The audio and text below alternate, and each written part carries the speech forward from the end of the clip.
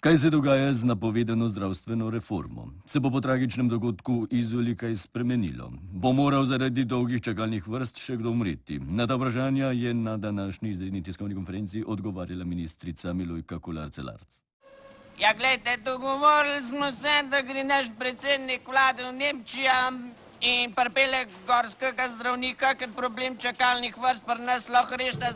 Sem dva, to sta Chuck Norris ali pa Bergdoktor. Če povem, da sem podpredsednica Bergdoktor Fanklaba Slovenije, pa je tudi jasen, koga pričakujem in za koga sem se danes uštimal, sem se zdaj še čežajf umiva.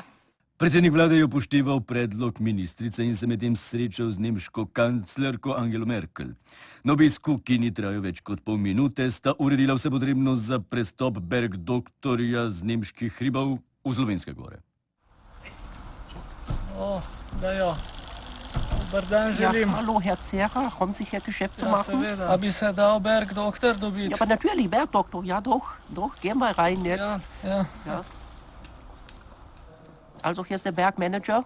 Ja. Jetzt sagen Sie mir, Miro, was bekomme ich dann, wenn du der Bergdoktor bekommst? Ja, male sive celice. Was? Kleine graue Celizen. Ach so, also ohne Paule Rauchrieb geht es nicht. Ja. Paule ist ein Muss, verstanden? Jawohl. So, gut, mit ins Geschäft zu machen, Hvala ja. lepa. Tschüss. Natürlich. Wiedersehen. Tschüss. Tschüss. Tschüss, Idioten. Novica o prihodu gorskega zdravnika je pri nas povzročila pravo euforijo. Kot vidimo na posnetkih, so v gorah nastale nepregledne kolone pacientov. Med njimi smo opazili tudi prvega predsednika Milana Kučana.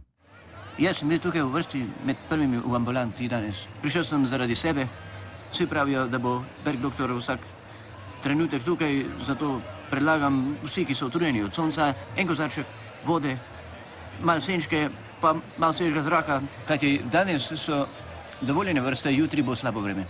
Vsem pacientom, ki se boste jutri odpravili v gore, priporočam, da se toplo oblečete.